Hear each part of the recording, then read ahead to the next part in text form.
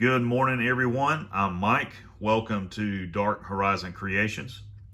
And today I wanted to do a video for all of you who have followed me on Instagram and here on YouTube and have asked questions about this particular figure that I recently customized.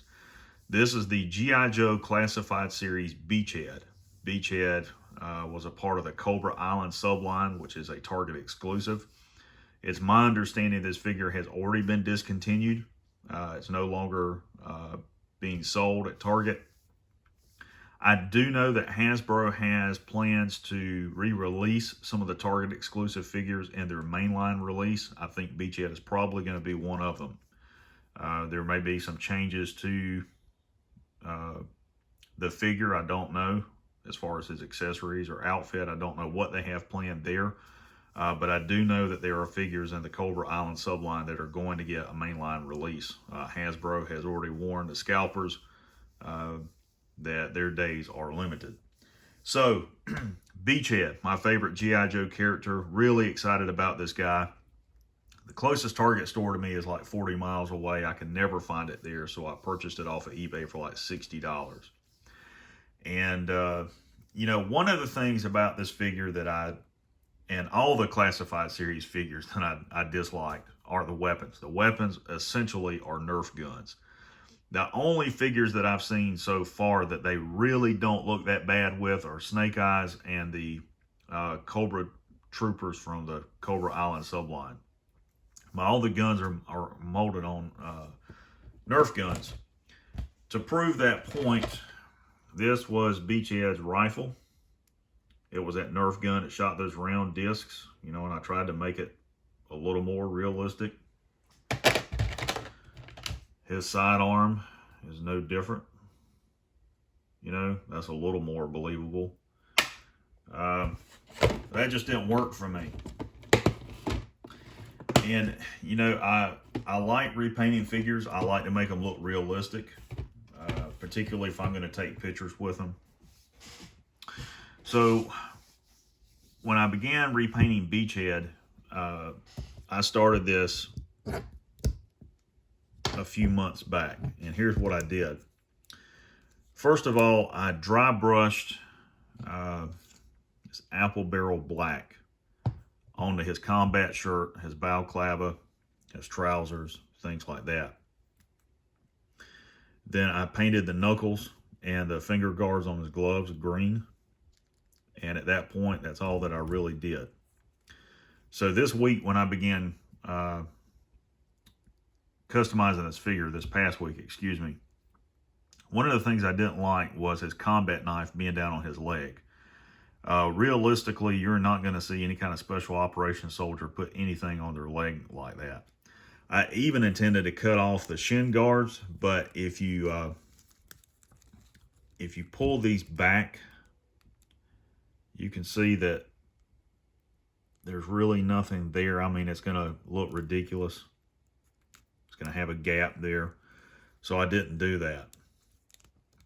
So what I opted to do was use this apple barrel khaki and dry brush that on his uniform, his shin guards, his boots, his body armor. See it on the seat of his pants. It's on his arms there, up here on the top of his vest. And I just did that to give him a weathered appearance, to make him look like he was in combat. And of course, the brushes that I use are these Royal Art brushes. These are found readily at Walmart, as is the paint that I use. So, what kind of modifications did I make to this guy? Well, the first thing that I really did was the weapons. So I didn't want to use the same weapons. And I had the Action Force weapons pack by Valaverse. And inside of there was this M4 with M203 grenade launcher. And I think I may have even showed this in the video review I did for those. I don't recall. It did not have the red dot optic on it. That was on the grenade launcher. I didn't like the grenade launcher, so I cut the optic off, sanded it down, glued it onto the M4 with some Gorilla Glue. And I proceeded to try to repaint this and make it look dirty. I just wanted to give it, you know, all the furniture and everything a jungle type green color. This is mossy green, and I also use this Elmer's painter's marker. You can see here in hunter green. That's what most of this is. So I did the furniture, the lower receiver, the grenade launcher grip. You can see that I did the mount for the red dot, the sights, and I went back with gunmetal gray on the metallic parts, like where his stock buffer tube and all that is, up here on the barrel, the base of the sights. On this side, you can see the bolt carrier assembly and chamber area. I did that on the forward assist, on the elevation knob on his rear sight, up here on the top part of the hand guard, and on the magazine and the trigger. So I just tried to, you know, make it look realistic but also look dirty. For the sidearm, I used what I'm presuming is a Glock G17, and I painted it in the same hunter green. You know, did the grips like that, the chamber area there, and you know, I used a gunmetal here on the front of the slide and the muzzle, hunter green on the grips, black on the sights there.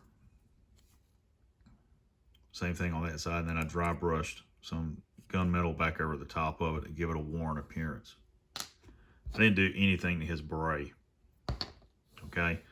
The other thing that I'm going to point out, the modifications that I made, I didn't like his combat knife being down here on his leg. No special operations soldier is going to do that. They're not going to have a knife exposed on the outside of their leg like that, where it can get caught up on something or you know, break noise discipline. So I cut the straps off of it, and at first I glued it up here. I didn't like the way that looked, so I removed it, cleaned that up, and I decided to glue it here. You know, if you look at a special operations soldier, usually their fixed blade combat knife is going to be attached to their plate carrier in a vertical position somewhere, either on this side or this side. Your radio is almost always mounted up front, so you've got quick access to it where you can change frequencies or whatever. Sometimes guys mount them on the back, but usually the radio is mounted up front. Sometimes you'll see them run their antenna through the loops on the back of their plate carrier. So for his M beater here, what I did, I had a crossbow from Scarlet, and I just cut the side sections off of it, you know, the cables and the actual bow and the gun and everything. And I just kind of used the base of it to make a radio and an antenna, and just glue that to his plate carrier. I couldn't find anything else to use that looked like an M beater, but I wanted them to have a realistic radio versus this little whatever in the world this thing's supposed to be on their body armor. I just think that is ridiculous. You know, it's kind of like all the G.I. Joe guys are running around with this emergency GPS on their shoulder. That just don't fly. And that's the one thing I didn't really change, because to do that, I would have had to really sand that down and then, you know, repaint it. And I wasn't sure, you know, what effect that would have on the integrity of his vest, you know, and what that would do to the collectability of the figure. You know, if I needed to remove his knife or his radio, I could, and I could go back and sand that down, and it wouldn't leave any permanent damage to it. I don't really like displaying him with a beret on, because you're never going to wear a beret over a balaclava like that. But it is what it is. I don't have his original backpack. I had to toss that out because I was trying to do something different with it. And you guys can see I glued a shoulder sling onto his rifle. And all that was a little lanyard that was on my trigger here for my camera, and I just cut it and used it for 2-point sling. And I did the exact same thing on Duke. That's what's on his rifle as well.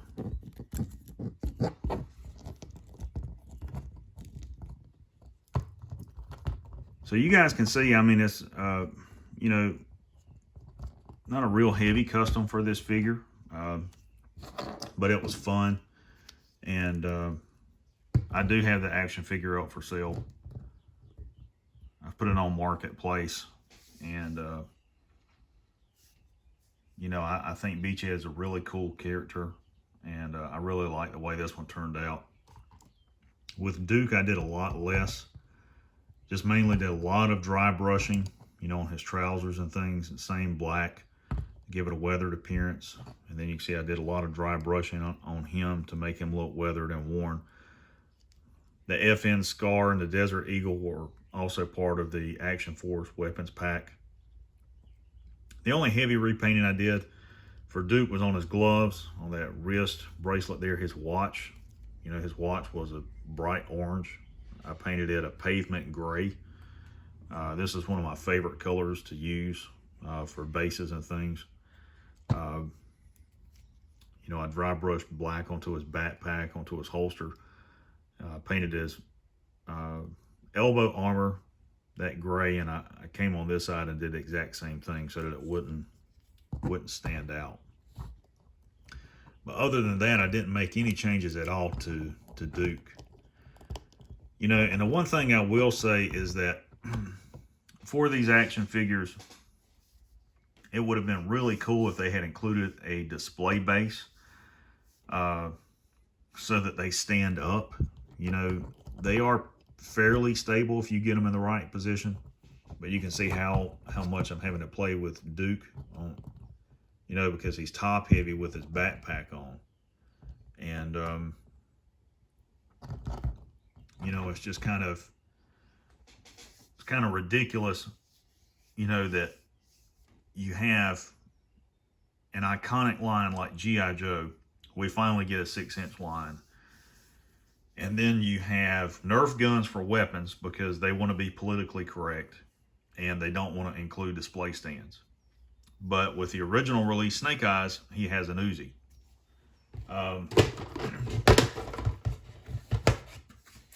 I completely disagree with that. I think that's crazy. You know, and you can see Snake Eyes here. Again, I've given him an MP7 out of the weapons pack. That's what he used in the movie. You know, when I was growing up with G.I. Joe in the 80s, they all had real weapons. Of course, every now and then you got the laser rifles that they use in the cartoons and things like that. But, you know, we've gotten into this, you know, snowflake society where everyone's offended of everything. And, you know, I grew up riding bicycles, jumping off the end of the porch and playing G.I. Joe, you know, and I had an 18 machine gun that I used for years. That was my favorite go-to gun. You know, I run around the neighborhood playing G.I. Joe. All the cops and firemen knew who I was, you know. I mean, I'm talking like going uptown kind of thing at night.